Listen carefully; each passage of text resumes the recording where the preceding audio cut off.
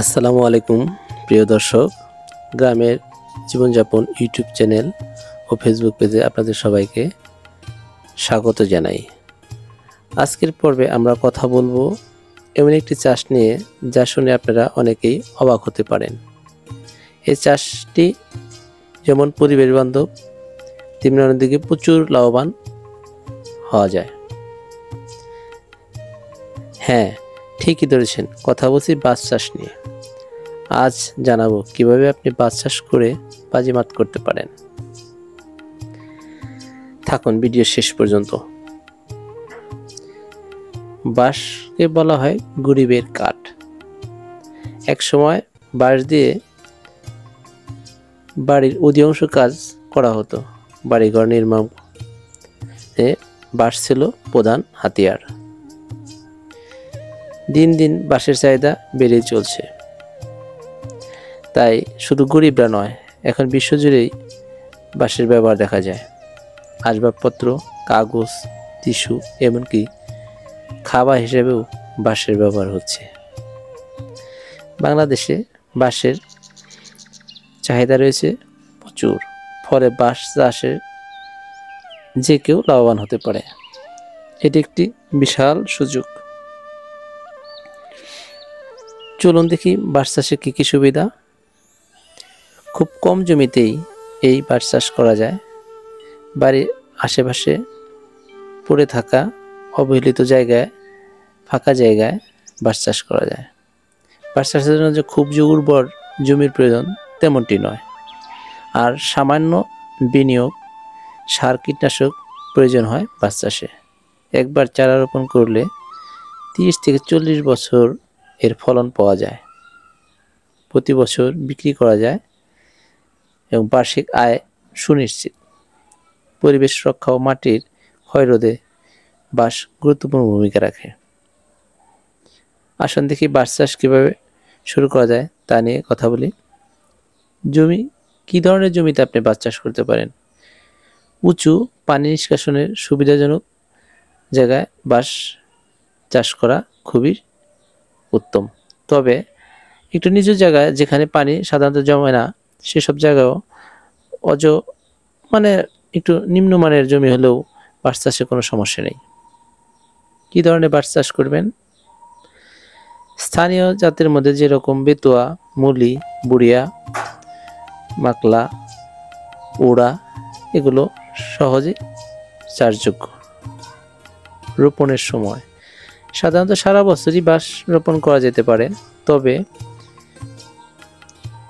ফাল্গুন, চৈত্র, বৈশাখ মাসে বাঁশ রোপণ করা উত্তম সময়। চারা রোপণের দূরত্ব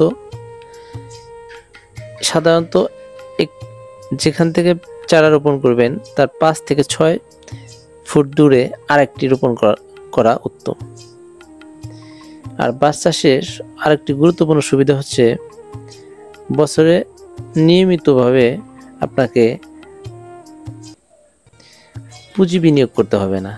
শুধু একবার বিনিয়োগ করলেই মোটামুটিভাবে আপনি সারা বছর প্রায় 30 থেকে 40 বছরই এ থেকে আপনি আর্থিকভাবে লাভবান হতে পারেন। আর পরিচর্যার ভিতরে বাঁশের ছোপে অল্প কিছু মাটি, কিছু জৈব সার, এই ধরুন গোবর সার কিংবা কিছু ইউরিয়া দিলে অধিক ফলন পাওয়া যায়। আর এই বাঁশের রোগ ব্যাধি আছে কিনা? না বন্ধুরা, এই বিষয়ে আপনারা নিশ্চিত থাকুন যে বাঁশে সাধারণত রোগ নেই বললেই চলে।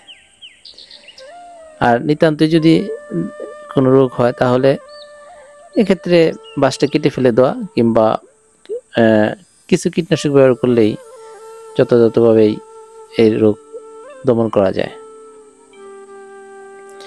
আসুন বাঁশ থেকে আমরা সাধারণত কী পরিমাণ লাভ করতে পারি সে বিষয়ে একটু আলাপ করি। 1 বিঘা জমিতে প্রাথমিক খরচ 20 থেকে 30 হাজার টাকা।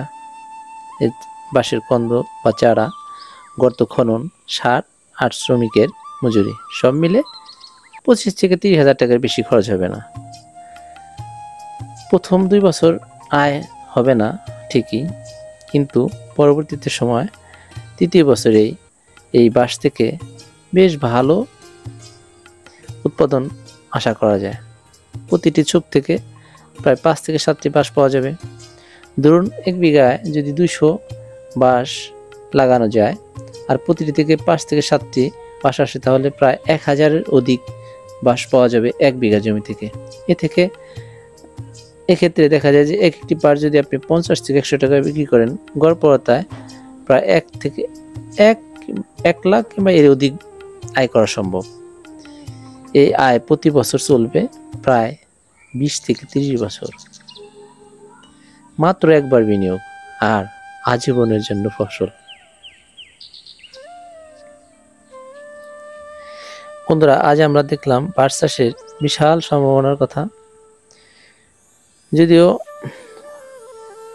যদি আপনার খুব অল্প জমি থাকে কিংবা ফেলে দেওয়া জমি থাকে কিংবা ফাঁকা জমি থাকে, সেক্ষেত্রে আপনারা পরিকল্পনা করে বাঁশ চাষ করতে পারেন। একদিকে যেমন এই টেকসই কৃষি, অন্যদিকে নিশ্চিত আয়, এমন সুযোগ আসলে সর্বক্ষেত্রে পাওয়া যায় না। তাই বাঁশ চাষ করে সহজেই বাজিমাত করা যেতে পারে। আর বাঁশের ব্যবহারের কথা বলবো এখন আমরা। এক্ষেত্রে বলা যায় যে আমাদের জীবনের প্রতিটি ক্ষেত্রেই দেখা যায় যে কাজকর্মে বাঁশের ব্যবহার আছে। এই ধরুন, আপনি কৃষিক্ষেত্রে তো বাঁশের ব্যবহার অনেক। জমিতে বেড়া দেওয়া, তারপর এই গৃহস্থলীর কাজে অধিকাংশ যন্ত্রে বাঁশের ব্যবহার দেখা যায়।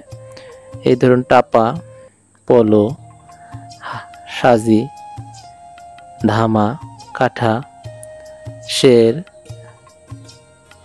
শলা, হাত পাখা, বিভিন্ন ধরনের আসবাবপত্র বাঁশের ব্যবহার লক্ষণীয়। আপনার বিল্ডিং নির্মাণের ক্ষেত্রে, ছাদের ক্ষেত্রে বাঁশের ব্যবহার হয়।